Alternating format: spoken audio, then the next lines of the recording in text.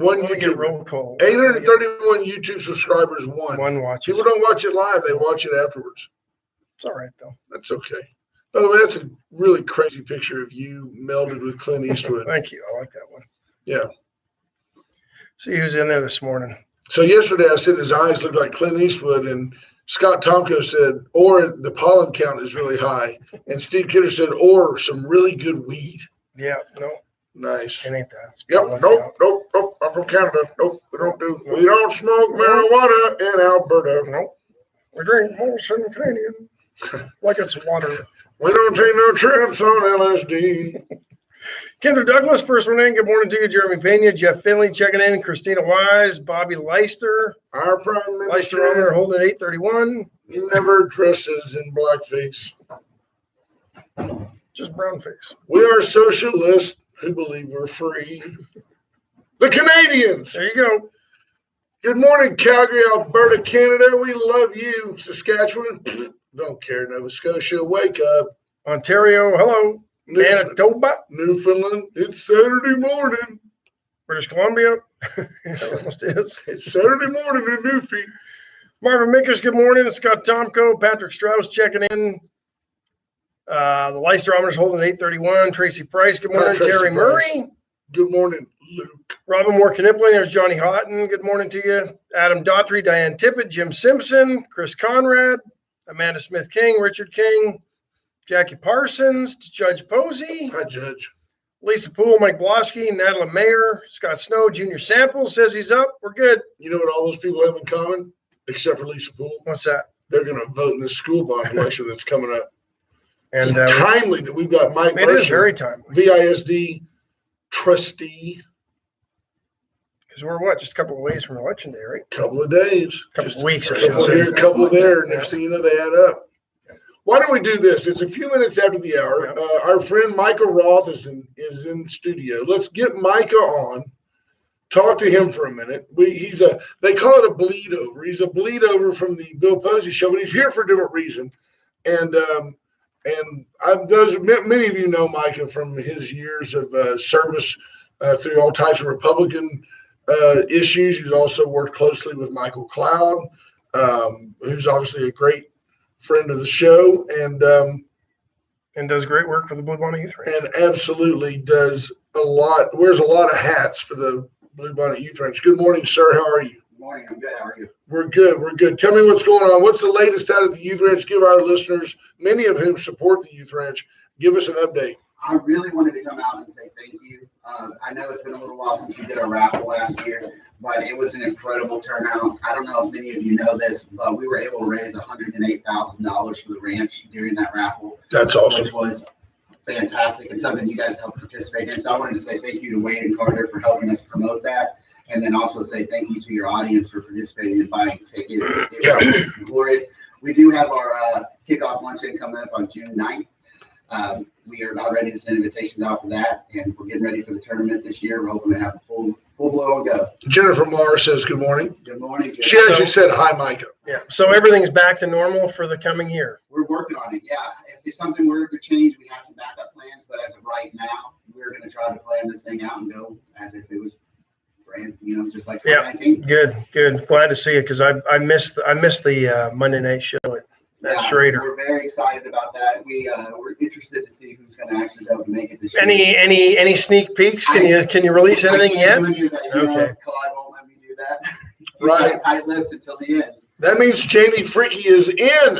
Mo Bandy is in. Alan Shamlin will be in the house. That's awesome. I just wanted to say thank you again, and that's really what I came by to do. Thank you so much. We appreciate all you do, and we see you around at different things, and I know how hard you work. So thanks for everything. Yes, sir. All right. Hey, have a great weekend. You too. We'll see you, brother. All right, cool. So how do we want to go? Do we want to drag Mike up here? I don't know. I mean, does he want to come in? He's coming in on the heels of a hot Baylor Bear victory at the NCAA tournament.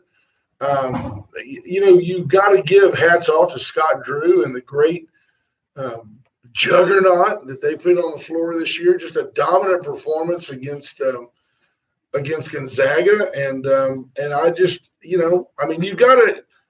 Is it a We 1 know year? he- Is it a 1 year deal? You No, think? no. Can they keep Scott it Kerr's going? been building a consistent program for a decade there. But as a sports fan and as a friend of Mike Mercer, you have to be humble enough to say, hey man, attaboy. Because it's a big. It is. Get in here. Yeah, you got to get right in. Right in. It's a big deal. You got to get right into that Huge microphone. deal. It's a big deal. Yeah, you're get- good. It is a huge deal.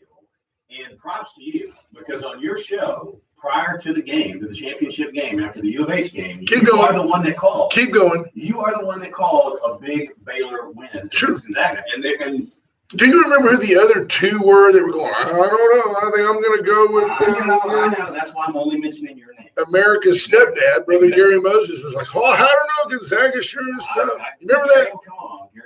Right. You were, I have to give you credit. There You you were the go. one that Thank called that game from the start. So, Get that right in front of you. So we can all Okay. He's hear you. doing There pretty we go. good, actually. Yeah. The blind squirrel found a Yeah, there net it is is. what part of that was. Well, Is that Baylor? Yeah, I mean, come on. Me, not Baylor. Oh. Me. The fact that I was right about one of my deals is Matt Boucher.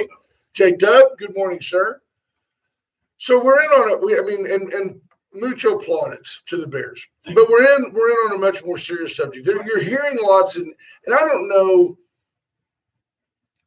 I know you've got an answer to this. I don't know what you hear on the street. Do people? I know they do. They just come up to you like unsolicited, people that you should know but you don't, and you're like, "Hi, Mike, how you doing?" You're like, "Good." And you're looking at your wife and listen, right? We all do it. We all do it. Thank God for Dawn, because I'm like, she's like, "You remember we met him at so and so."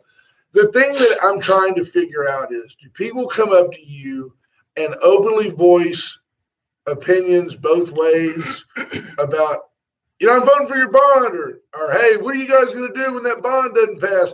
What's the gut feeling on the street that you're getting hammered with from friends and neighbors? Well, and that's a great question. One of the things that happens to me a lot is that a lot of people come up and just ask questions. Hey, I don't understand this. Hey, can you explain this?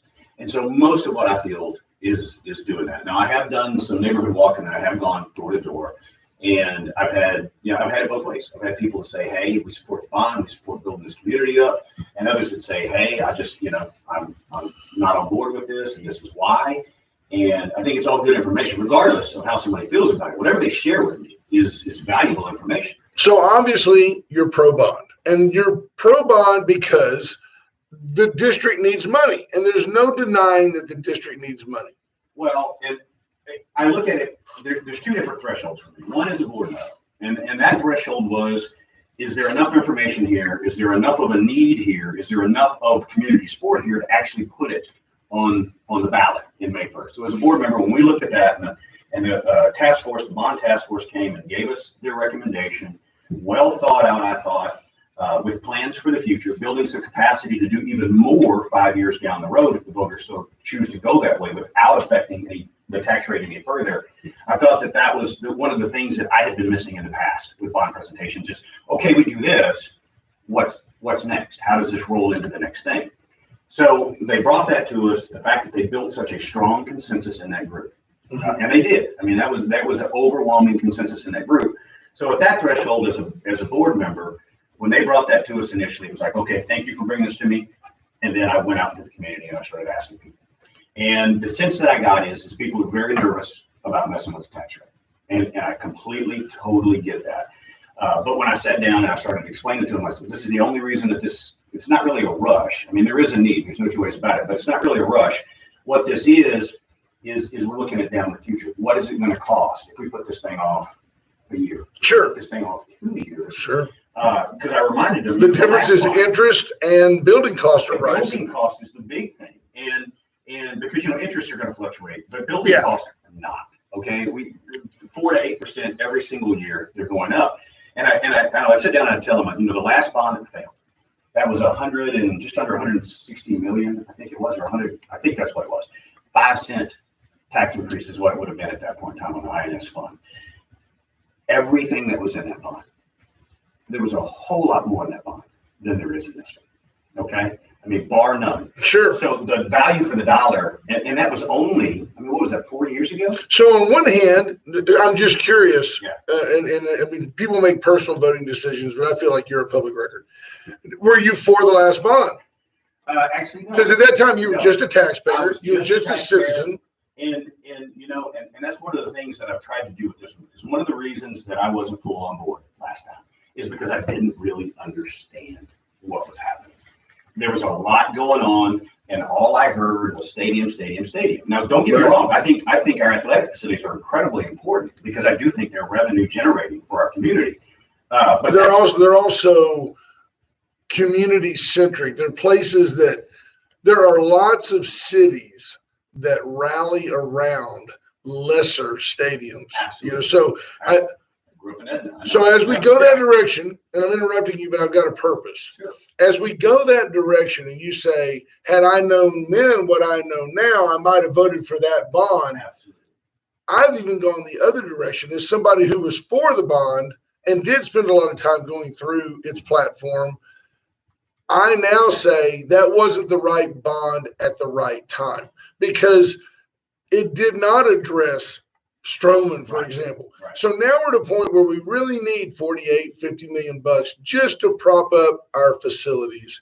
Oh, that's a minimum. Yes. Again, and the reason I say that is because you look at the bond proposal as it stands right now, there's $58 million in there just to do priority repairs over 20 some odd campuses. That does Nobody's not going to include- get, And that 58 million does not include Strowman or Mission Valley. and nobody's going to get a feel good about this. See, you're going to pass this bond and nothing is going to look any different.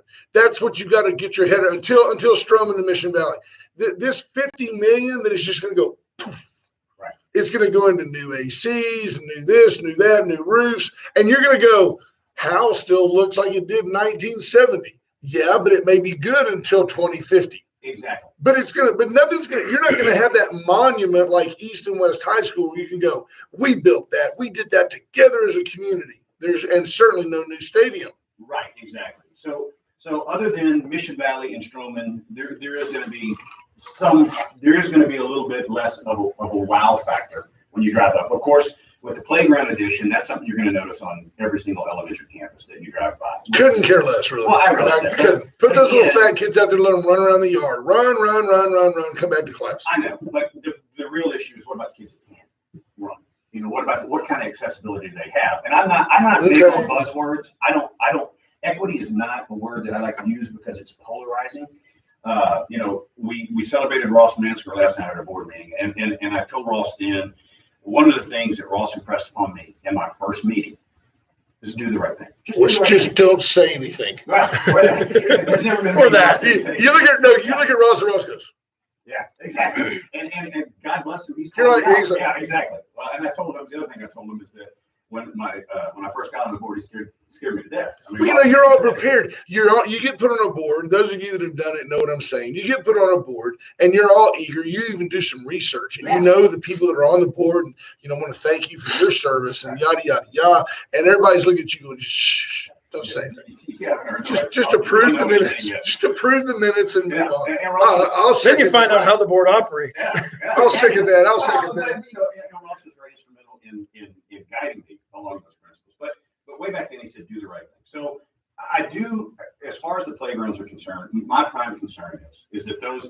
that can't access, that can't run around, that can't get on, that there be something for them. Oh, We 100%. know- Yeah. We know, and we've talked about that with kids out of school. We're doing remote learning. We've talked about the mental and the social impact that's had on our children. Are these going to be like ADA compliant? Exactly. Okay, well, then Yeah. see, now that makes sense. Yeah. That's a whole different level. Right. Well, but again, we get lost in words like equity and those type things, which are important words, don't get me wrong, but they're buzzwords and they polarize us. So if we say something like ADA compliant, so that all of the children at elementary school have an opportunity to Yeah. socialize and So become- the kids that can't get on the monkey bars can actually do Well, something. Exactly. Right. No, And they that's the should. point. So, because in the past, playgrounds, if anything gets cut, it's always playground. Who So first- what you're going to have is you're going to have like a swing, and then there'll be like some monkey bars, and then a kid in the wheelchair is like on a roller coaster. Wow! You got the whole roller coaster thing, lazy river. Exactly. Kid's got the lazy river. No, Billy, get back on the monkey bars, Billy. Do not put Brent on the No, playground. Right. Got the so when we cut through, and what I've heard, and folks, I know Michael, so we talk off the air too. I'm paraphrasing some of this stuff. we were on opposite sides figuratively on the last bond. You've now said, hey, if I don't know then what I know now. And by the way, if we don't know then what we know now, for a whole lot less money, That was $141 million. you'd have some eye candy. Right. There'd be a new baseball field. There'd be Wi-Fi on the walking trail. Remember, we were all upset about Football stadium. $300,000. We were upset about it. Cost $80,000 to build a ticket booth. Hey man, if you're gonna buy the $100 sneakers, who cares about the $2 laces? So at the end of the day, don't buy the Air Jordans and complain about the price of the socks. So here's the way I look at it. It only costs a little more to go first class. That's the way I look at it. So here's the deal.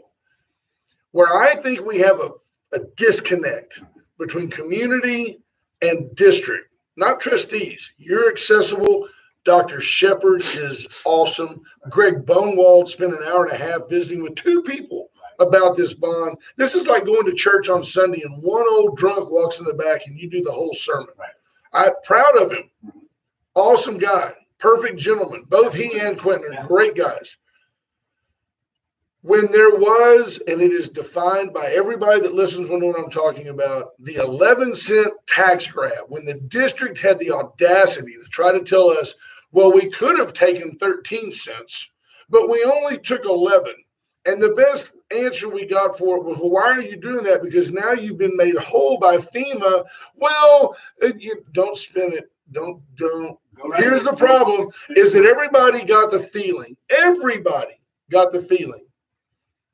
Nobody said, oh, thank goodness they can replenish their fund.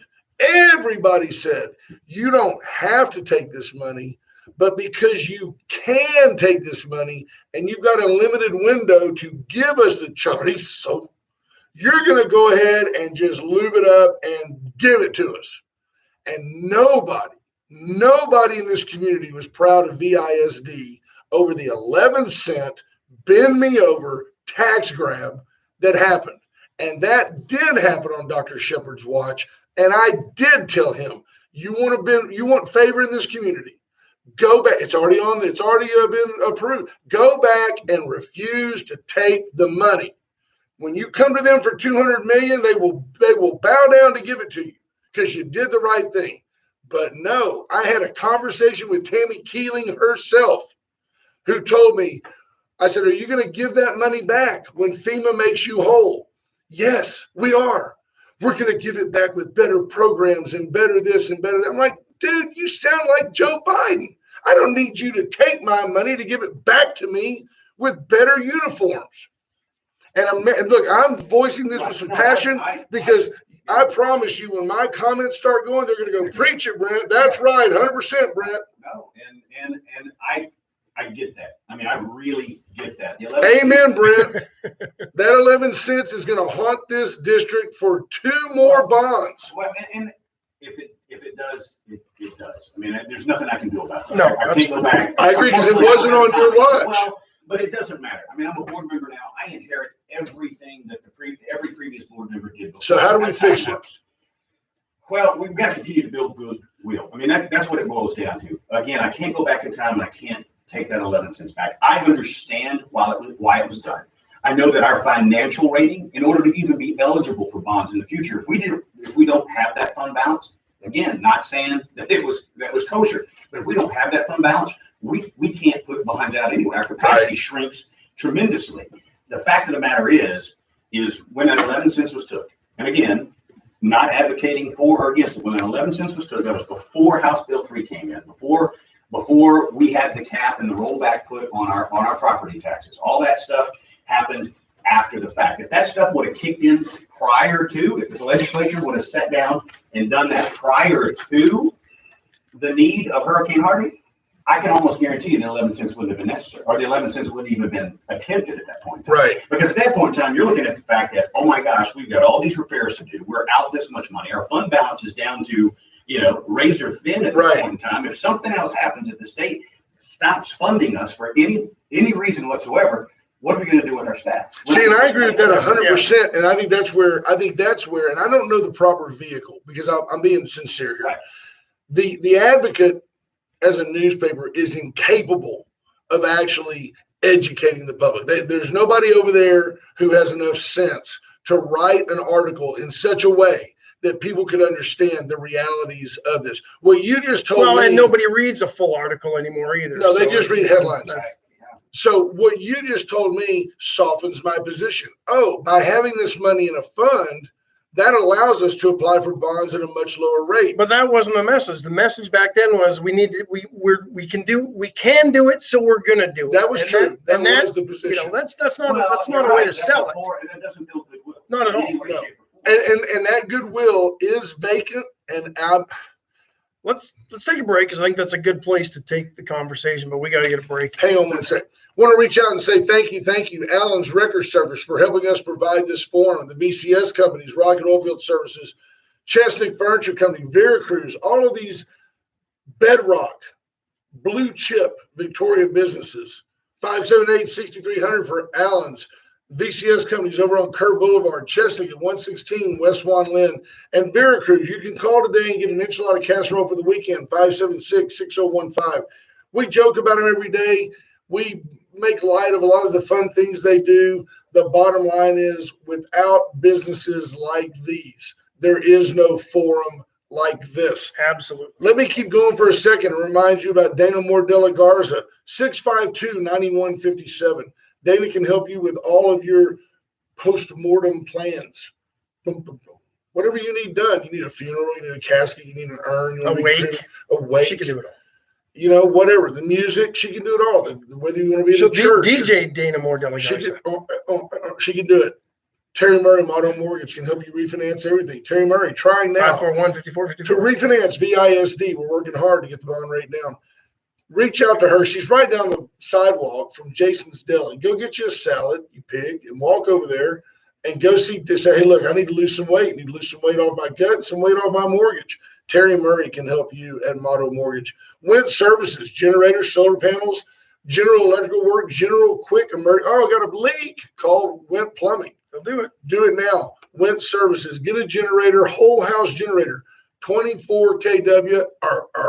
You need more power. It is storm season. USA Concrete Coatings. Reach out to Charlie Garcia, 578 578 number to call. Let him come out and put a nice. You got a pool deck that looks kind of dated. It's that pebbled rock. It's always got the mildew on it. You're always out there with. You can either recoat it now or wait 30 years till the pebbled rock comes back. There you go. Hey, I would do it. I would reach out to Charlie and let him come out and put down a tough polyurethane coating that won't fade, won't peel, won't crack. Better than your wife's makeup. Reach out to Charlie Garcia. So we're joined with our friend this morning. I don't know joined with our friend Mike Mercer. It's a tough subject. And by the way, for those of you listening, that I don't have a more accessible or a better friend of this show than Mike Mercer. He is playing a role this morning of saying, I'm going to take on the anxiety of the community, and I'm trying to do a fair job of expressing that anxiety to him. He absolutely knows this has nothing to do with our personal relationship. Right. The reality is, Patrick Strauss, how will the bond help the people that choose to send their children to St. Joe? It won't. I asked that question to a board member before the last bond election, and his answer was the reason I voted against it. It's not going to do anything for somebody who goes to St. Joe. I mean, they're going to go to St. Joe regardless. It gets into the reality that as a community, we've got a commitment to public education, and everybody pays their share. If you want to send your kid to St. Joe, go ahead.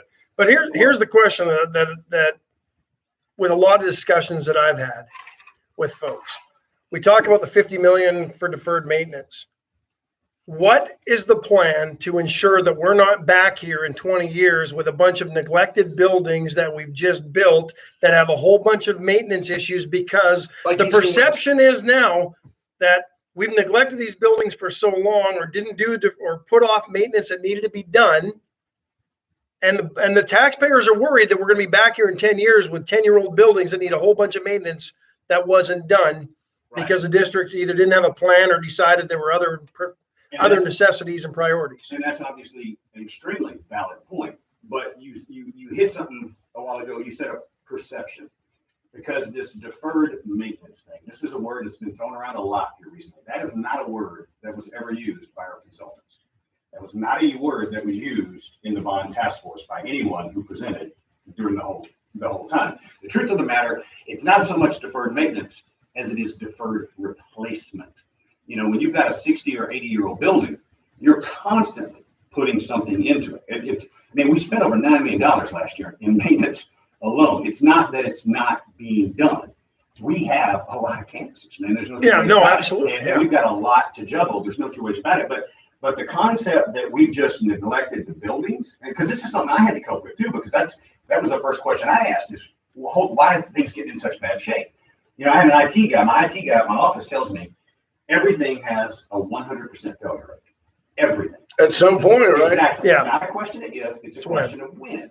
And so when you talk about these, you know, these 15, 18, $30 million HVAC systems in these buildings, that's the entire fund balance. I mean, if you had to replace that, that's everything that you've saved. That's 25% of what you're going to spend, or 15 to 25% of what you're going to spend next year in your entire budget. I mean, those are, so what do? You keep patching and you keep patching and you keep patching. Same thing with roofs. I mean, we're talking several $1 million on some of these buildings to replace them. Can't do that. Unfortunately, the way that the system works, the way that the legislature funds schools, the way that we have to do capital improvements is solely through bonds. I want to address that issue a while ago about what happens. How do I benefit if I send my child to private school? Not everybody can go to private school. And it's not always about money. It's about space. I mean, private schools are limited in size. If we shut down public education, you've got roughly 14,000. 90% of the students in this community that would have no sense of nowhere to go for education. So it's not just about cost and being able to afford. It's also about, number one, capacity, because there is none. But the other thing is that for years we know a community goes the way the public school system goes. No doubt about it. And the state of Texas is responsible. 10% of all public school students in the country are enrolled in Texas public schools. If we don't invest in the system now, not only is it going to affect those students, it's going to affect our community long term. I've had several conversations. I had a conversation with someone the other day, and he was talking about bringing in an executive from a major company. He said the first thing that executive wanted to do was see the public schools. No doubt about it. Private schools. He wanted to know about the public schools because that's an indication of how viable is an investment in this community. Again, I talked to a pastor here in town that does a ton of counseling. I mean, he's been gracious enough to reach out to me anytime that he's frustrated. Was it a man in a white dress? No, it's not a man in a white dress. Okay. No, this was a different denomination. But he does a lot of counseling, and he talked to me about the psyche of our youth and the fact that suicide and suicide attempts are going through the roof. My wife listened to a podcast the other day that said, 3 years ago, 1 in 4 teenage girls contemplated suicide, were victims of depression and anxiety. Tomorrow's Victoria Advocate headline: Mercer says vote for the bond to decrease suicide rate. Yeah. That's what the advocate would get from a conversation with you. That is not what I Decrease suicide, vote for the bond. Finish reporting that is not. But the point is now in this current climate, that number has jumped to 3 out of 4 Right. young girls and teenagers. And so he reached out to me and says, "We got this problem. We've got this youth. We've got this issue." And I said, "You're exactly right." And I said, "The sad part is we don't have the facilities in Victoria, Texas, to deal with it. We don't have pediatric psychiatrists. We don't have anyone who deals specifically with youth on a professional basis. Why do we not have that? Right. Why are these people not coming to this town? We've got 14,000 students. If you're talking 3 out of 4 girls with serious anxiety and depression issues, it's a gold mine for somebody. Yeah. So why are they not coming to this town? What is it that keeps them away?" And I keep coming back down to, how have we invested in our public education? What have we done to make this community more attractive? So to tie that back to the tax grab, if you will, people said right here, people don't react well to being told, we know what's best for you. So if we tell you one thing and simply do another, trust us, it's for the best. The outcome, even if positive, isn't typically well received if there's a good reason now, but that reason wasn't demonstrated at the time the tax grab happened. So when you take that there's a basic distrust of authority in general in our country, and there's a basic distrust, and then people say in big picture, not you individually, because I know your heart. People say, well, but you just did a better job of explaining Absolutely. why that 11 cents was needed or justified than was the whole ever district. explained 4 years ago post Harvey. But before you go there, and if I you think take that's that, what she's saying there. if the tax grab, it makes sense now. Which, by the way, nobody ever said back then, well, we need to do this because we've got to prop this fund balance up, because if we don't, we're not ever going to be able to borrow money again. That would have made sense to people, but instead it was purported, well, we're getting gypped on our insurance, which, by the way, and I know it wasn't on your watch, was a tribute to the ineptness of the board that put that insurance program in place. Who by the way, I had sat and counseled. You got a credit insurance program before Hurricane Harvey. Before Harvey happened, I informed the district, your insurance sucks. So my conscience is clean. Right. So the tax grab was put upon us as to make up for, gee, our insurance company's messing us over. And then that problem went away because FEMA came in and said, we feel sorry for y'all being so stupid with your credit insurance program. So here's some money. And then they said, well, we're going to just keep this money.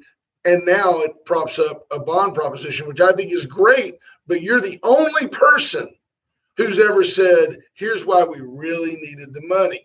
Well, and I think that demonstrates one of the biggest issues we have between our public institutions and our public, and that's communication.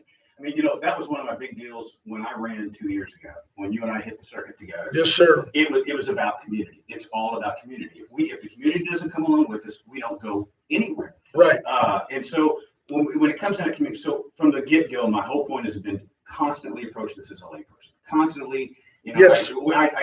At the board table, I'm always telling them, quit using acronyms for them. Quick, throw the ABCs out and explain to me what this is, because Absolutely. I want to be able to go out and explain to someone else. I've observed it. Yeah, I think you've been a model board member. I mean, absolutely. I think the way you communicate benefits those of us that listen to the school board meetings. Wow. It does. All four of you. Yeah. I'm on YouTube. About that. No, I joke about that, but it is, and it's very important. Like last night, I thought was another very important meeting, and because there were some really big rocks that were talked about last night, to use Dr. Shepard's terms. We talked about the unfinished learning that we've gone through with COVID. We have data now that tell us where we're behind and where we're ahead. That's something we didn't have 3 years ago. So that's amazing. So now our focus is solely on the student achievement, and that's getting that achievement up. So kudos to the administration for building this report and being able to give us that data in real time. We don't have to wait for the STAR test. We know, we can predict what the STAR test is going to say. So what do you say to the people who say, well, you throw in the tax situation and that puts doubt in our minds, and then you put in the fact that 9 out of 10 teachers, I use that number's made up, teachers are disgruntled and believe that if they were willing to move, they could make more money somewhere else. And what do you say to the people that say, well, if the buck stops at the top, and even though we think Shepard is the smartest guy in the room, in general, our district is viewed as a subpar education environment by the rest of the state. What inspires people to throw their tax dollars at that? All right. So, and let me approach that from a couple of different ways. Because I read the comments, I watch the show, and I know people wonder why in the world the superintendent makes as much as he does. I couldn't care less about that. He's got a huge apple to eat. Exactly. Because I'm like, compare him to other CEOs with budgets that size. Yeah, no doubt. If anything, he's under. Yeah, that's jealous. And the other, but that's a real perception. But the flip side of that argument is you're going to pay somebody $90,000 and you're going to get nobody worth a darn. Right. And then you're still going to be complaining. Going to Waco every time I go through Cameron, and at Texas Burgers there, and across the deal that says you can find a cheaper burger, but then you got to eat it. So right.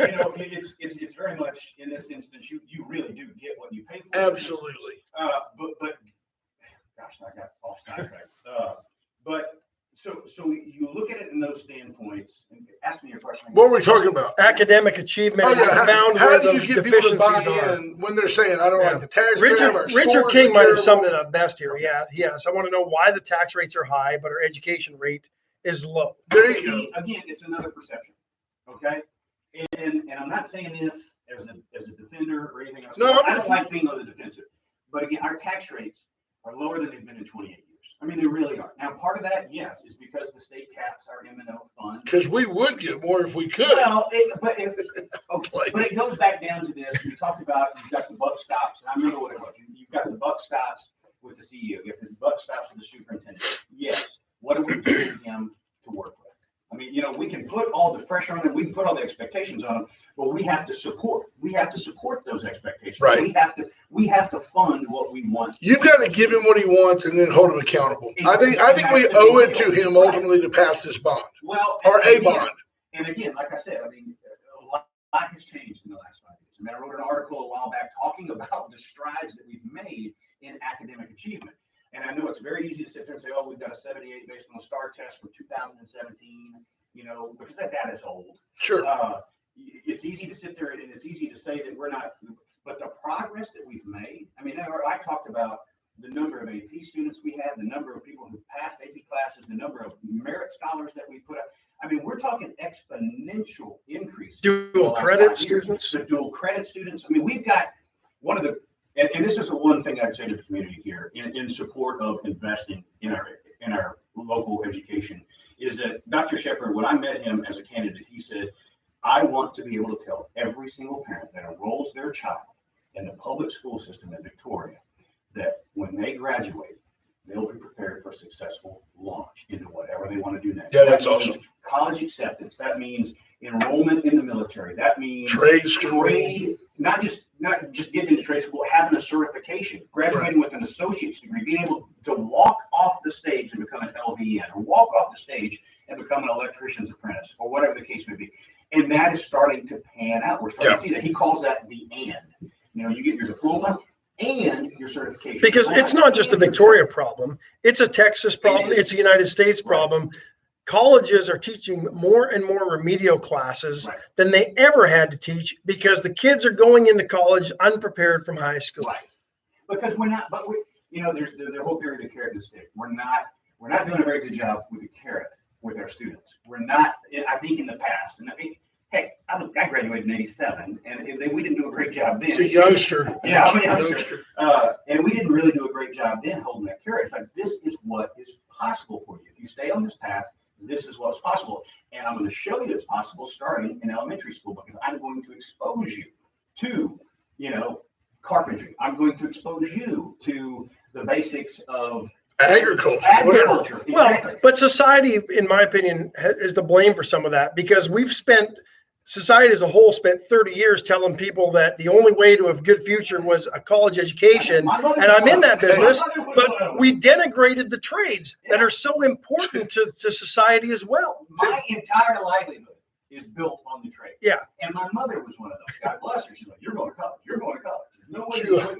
you're not coming back here without your college degree. By the way, today only, Shalom Elementary, oil change in a car wash, $8. The kids don't need a lift. That's how we keep the price down. They just walk right under your car and change the oil. That's an interesting. How about this, though? idea. When I look at Shepard, and I absolutely, I say it with sincerity. I mean, when I'm around him, he's the smartest guy in the room. Right. He's the smartest guy in the room. You got to listen to him. Right. You got to listen quick because he's going to tell you what's But going he's on. not going to tell you he's the Sometimes he smartest has to guy repeat either. for me twice, Right, yeah. and he'll look at you with that Right, look, and you're yeah. like, stop it. Yeah. But how about this? At this point, it came from a layperson. I know you're not involved in other people's elections and all that, but we've heard tell of a plan that would allow us to vote and move part of this tax rate over here, and that would free up 4 cents, and then you could do a bond and dovetail that in. The tax rate doesn't go up. And people don't understand M&O and we don't have to get into that, Sure. but there's just restrictions that are designed to protect you as a taxpayer from a school district kind of going rogue and moving a bunch of money from one place. You can't take money that was earmarked for a building and pay it to the teachers. Right. That's the bottom line. By So, law. but if we could do that, something like that, because I'm convinced we need to invest more money in our teachers. Absolutely. So is that a plausible alternative to this bond? As crazy as this sounds, No. is it illogical that the district itself might say, information has been given to us, a different route to skin this cat has been shown, don't vote for this bond, and get ready for what we're going to float out in November?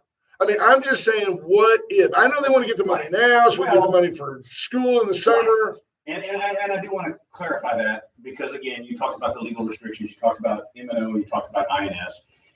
We are, when it comes to the INS fund, we are obligated to pay those bonds, okay? So if tomorrow half the tax base disappears from Victoria, we are still obligated to make that payment. Right. Even though we may not have the income for it. So there's been a lot about you've overcharged us on the bond rate. Well, part of that is It's a hedge. It's fiscal conservativeship is what it is, in the sense that if for some reason our tax base goes, we can still pay that bond. That's important to remember, is that you're always better having a little bit more than you owe than cutting it close. And let's be honest, while the state has done this in population growth at about a 45-degree angle, if you graph it, Victoria's population growth has been about a 2-degree angle. Exactly. Of course, So, there's a and that lot of speaks people- to, but there's a lot of people in this community that would say, hey, spend it if you need it. I mean, go ahead and fix the AC. And what if the school district goes belly up, the state's not going to let us not have education. I mean, of course, the state would come in and take over your education. I say, these are bonds. These are, Right. there's exactly, the state will come in. The Chinese could reclaim and our they will city. have no local control. I mean, Right. and that's something to remember. That's one of the beautiful things about the school district is that we have at least some limited local control over that. But going back to that alternative deal, because that's been floated, that was proposed to the community as an option way back this past summer. And at that point in time, we convened a task force, and the task force looked at it. At that point in time, it was half and half.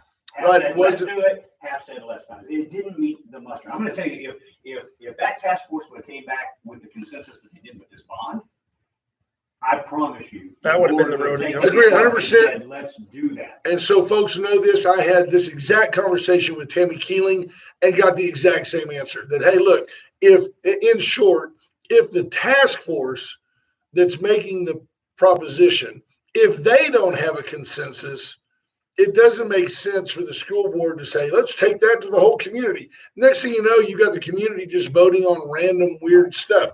So if you're going to if you want this idea to work, you've got to at least be able to sell it to your peers. Well, sell it And to then- the people that have all the, and again, that's the thing about the task force, is these guys and ladies have an incredible amount of information they go through. I mean, you can go back and look at those videos, close to 40 hours, but just when they went into the Zoom portion of it. It's like a Netflix No, it mini is. Well, series. and actually, it's a lot more interesting than it sounds. I mean, but it is because people bring up really good ideas in that. And Mike's a this is nerd. what it is. Mike's a nerd. Well, you in for a penny, in for a pound. Do this, do it all over. Yeah. TLAC comes in and says, keep the upgrades and work local. Use local businesses here in town, especially, look, don't look outside of town. Put the money back into Victoria where the taxpayers had this I- conversation though with somebody yesterday. You can't find the workers in That's- town to do the work. And this is somebody who owns properties in town and builds buildings, and I'm you're in 30 that. minutes over. Yeah. Of course, And she I works got at the same problem. BCS. Donnie works at BCS, so she knows they can handle their stuff. Well, But that's just a good Yeah, example. right. Yeah, well, there's a difference when somebody wanted to do that and somebody wanted to dig a ditch. Yeah. Sure, You know? absolutely. And so I get that. But yeah, I mean, I would love nothing more. I mean, there was a study done on the impact of what this 156 million bond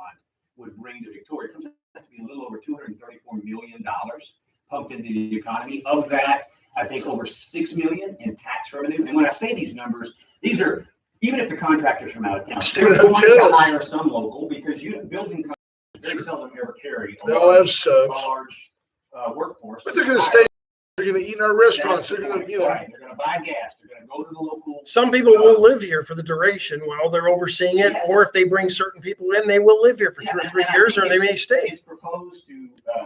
No, there's when they some talk about realities to it. employment, they talk about full-time for 1 year, 1 year full-time employment. I think it's somewhere, I think it's right around 1,400 or 1,500. Oh, I'm sorry. Yeah. I may have that. while you dig that up, 1,400 people jobs can be provided by this as well. So, I mean, which may be a much needed economic shot in the arm for Right. the community at the same time. So there are advantages on this. One of the things I really want everybody to do, and again, if you're against the bond, you're not over. You're not a monster. I mean, Right. You are just a citizen who has a point of view, and I respect that. But one of the things, when I talked about those thresholds, where it was for a board member and then where it is for me as an individual, as a proponent of the bond, months ago, good friend Dave Garza, good friend of the show too. Yep. Dave does an incredible job with our youth. A lot of donated time. Exactly. A lot of donated time. He is a gem. and he gives of himself 95% of the time, the 2 or 3 times that I've called him, he's been at a livestock show with you. You know, that's the kind of guy he is. But he posted a while back a picture of the Agricultural Sciences Center in Tomball. It was built by a bond in 2017. You can go on their website, Tomball ISD. It's beautiful. It's the whole 9 yards. And he talked about, wow, what could we do in Victoria if we had this? That's what our children, that's what our students are competing against. Other districts that have stepped up and given it, because agriculture is huge here. And if we could have an agricultural sciences center that kids could start visiting in elementary school, Absolutely. junior high, and granted, that's a dream project down the road, but it is something that we need to start thinking about, is how are we preparing our students to compete, not just with the kid across town. Which is interesting, because Across the which center would be considered more ag, more hick, more country? Tomball or Victoria? Exactly, right. And yet they've made that investment in their community. And I get it, tax bases are different. They get the leech off of Houston. We don't get the leech off a major metropolitan area. Whatever we do, we're going to have to do on our own. Right. But my other point is Victoria's an oasis in about a 70-mile desert. I mean, there is not. That's right. It is the metropolitan center for a whole lot of communities. And there's no reason we can't thrive. There shouldn't be. You think about, Torrin Bales and what he's doing in downtown and the revitalization and what's going on. Bella Farms has moved down there. This town doesn't succeed unless this whole town succeeds. They're going to start calling it Torrintown. Torrintown, I like that. Yeah. Instead of downtown. Give me 1 second. Let's take one little break here and pay the bill so we can pay our taxes to BISD. Folks, Atzenhofer Chevrolet, Atzenhofer Cadillac, Atzenhofer Mazda, Atzenhofer Mitsubishi. I'm going to go by there today. T-Lat needs an inspection. It's time for her new, license tag and all of that. And Atzenhofer can take care of that for you. Paint and body shop. They service all makes and models. They'll change the oil in anything.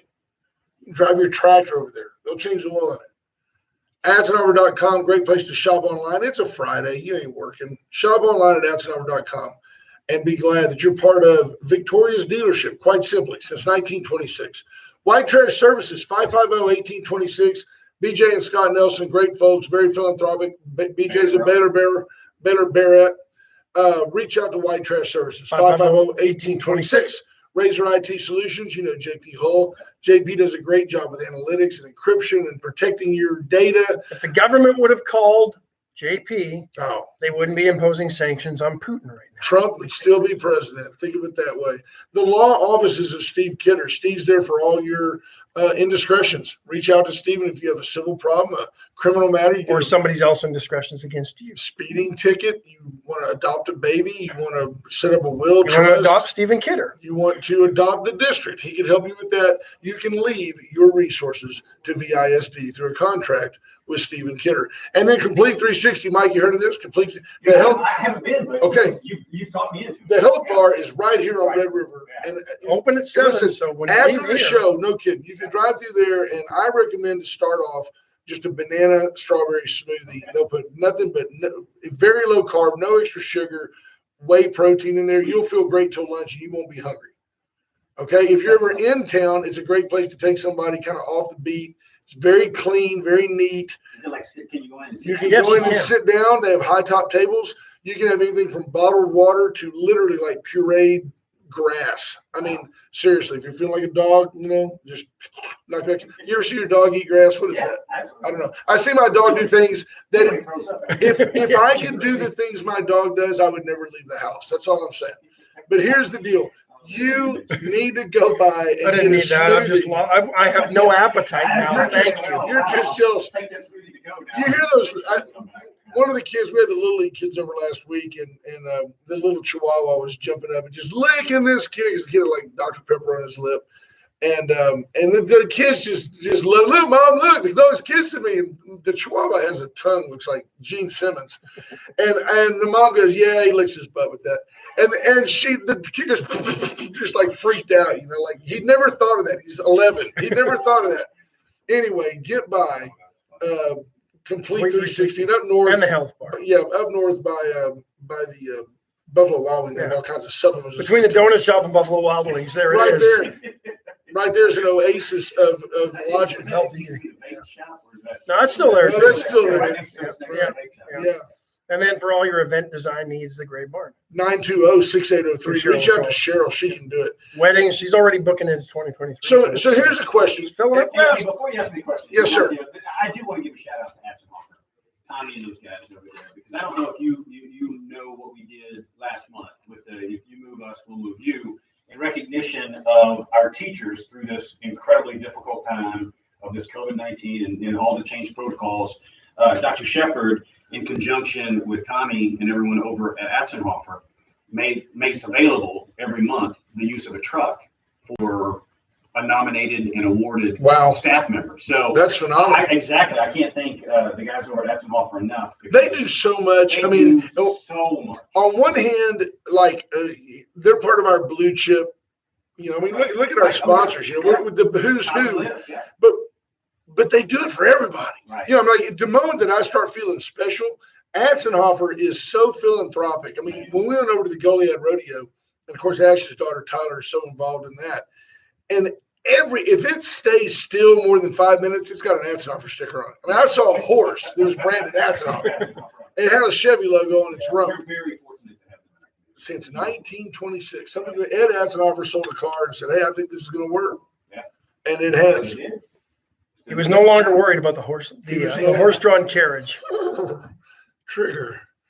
Well, another thing is I've had somebody reach out and say, "Hey, is there an opportunity?" I mean, you would be ideal for it, by the way, and Wade and Carter would be glad to host it. Is there an opportunity to maybe debate the pros and cons of it, or is I think that's an interesting question. I just, I'm a speaker, not really a debater in that sense, because I do think when people disagree with me, they have their perspective, And that's okay, right? And I don't question their motives. I think that they come from a genuine place along that deal. Right. I mean, I'll have a conversation with anybody. I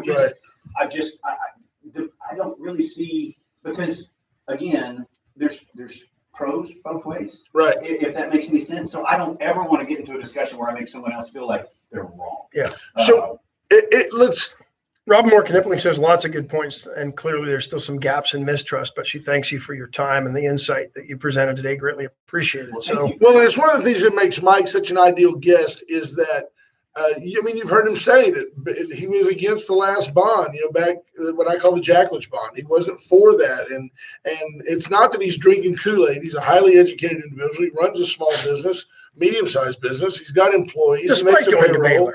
Yeah, and well, it's all national champions, Baylor Bears. But at the end of the day,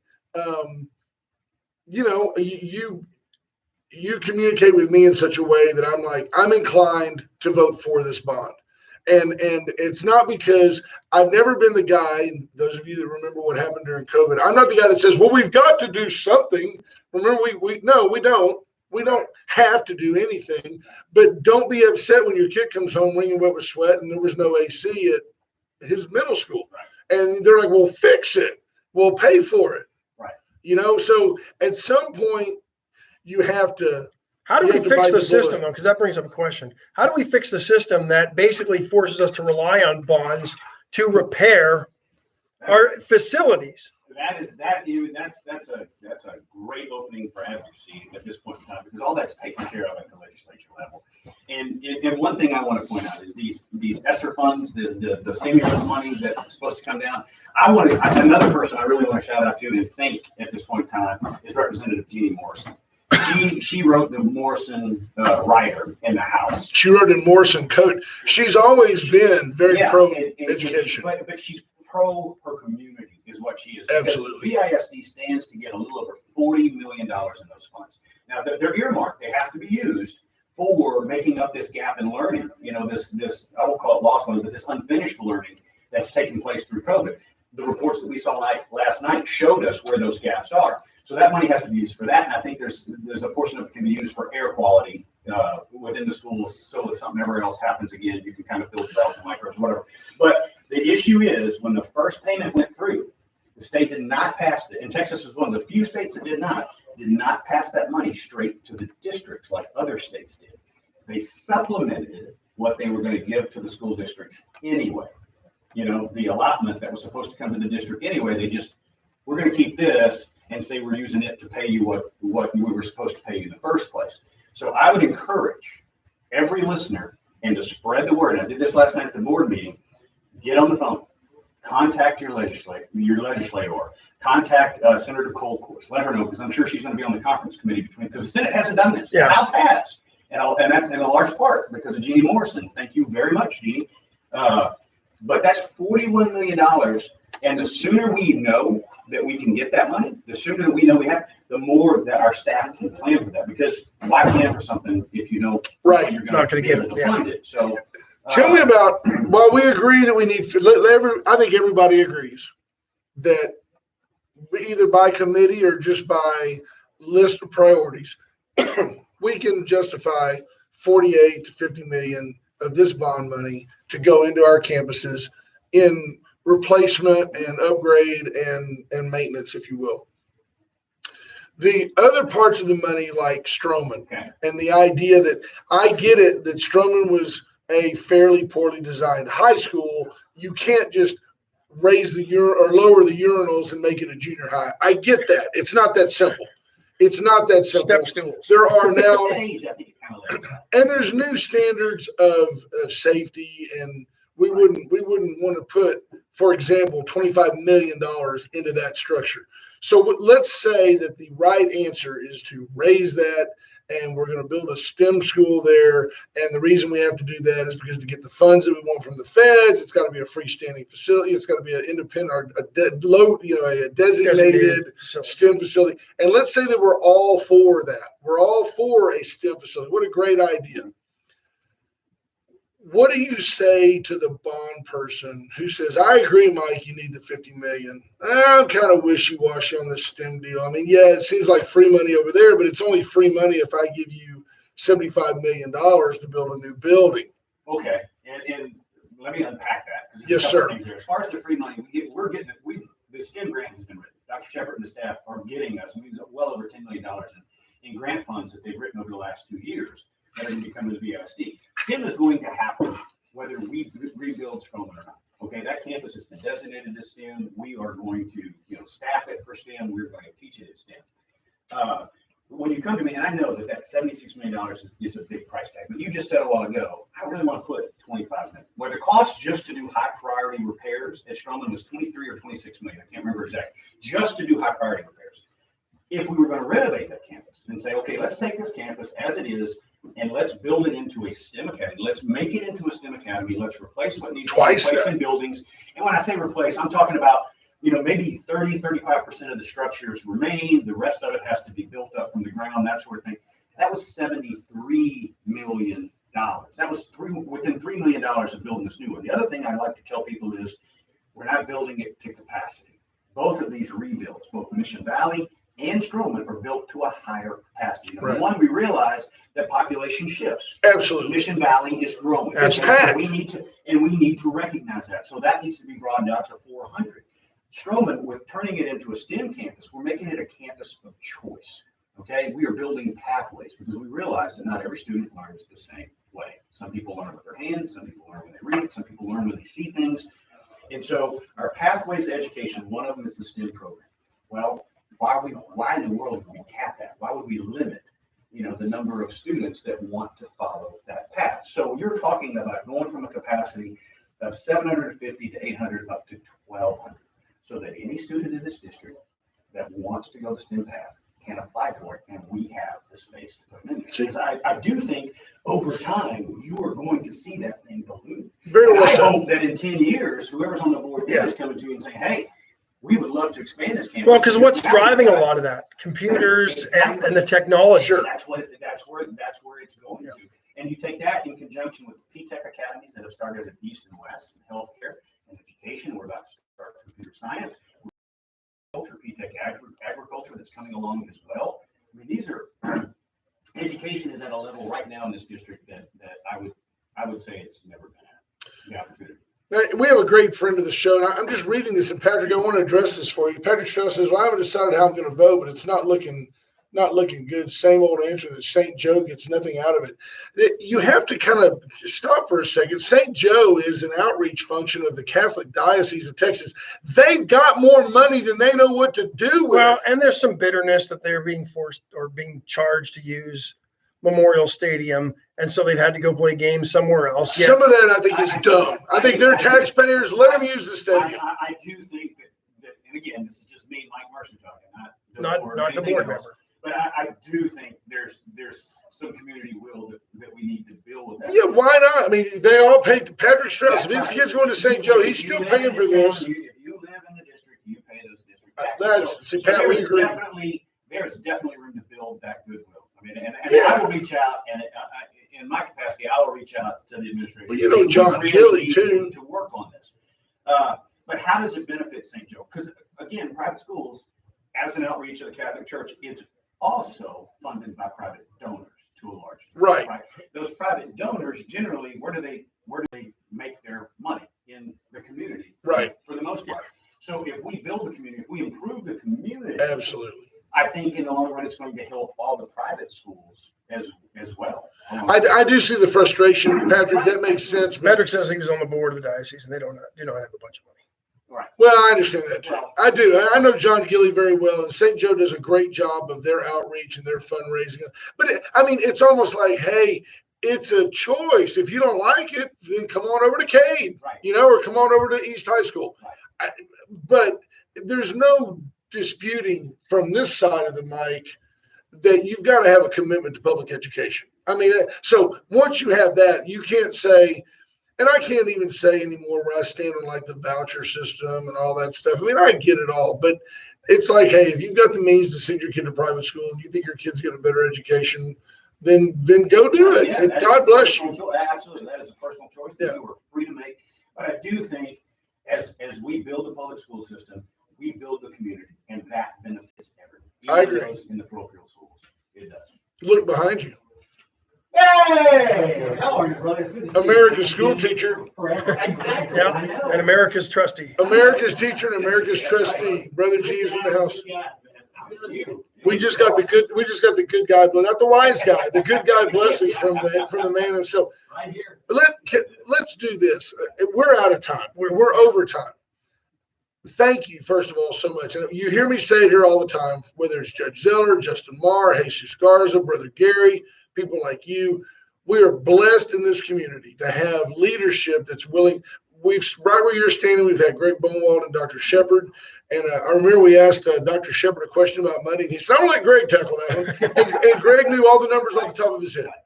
Informed. And by the way, now you and I haven't talked about you being here except via text that you were going to be here. I want you folks to think about, I threw tough questions, tough scenarios, and some heartfelt They can be the things. judge of that. Well, You don't have to be the judge of yourself. I'd rather judge me than have them judge me. But what Those I'm are the saying is, hardest softballs ever tossed at This is- somebody. just because I gave it to him in writing 3 weeks ago. No, but Mike's talking to you from his heart, off the top of his head, and through his own research. And It's our not questions like, are unscripted. We don't come yeah, in. there's and, you know, nobody waffling around. and then people, do you talk to Michael Cloud about what? No, No. when he comes in, The only person that gets all the questions in advance, of course, is Judge Zeller. He requires it. It's in his contract. He wants everything submitted. He's what we call the Joe Biden contract. Everything has to be approved by the judge.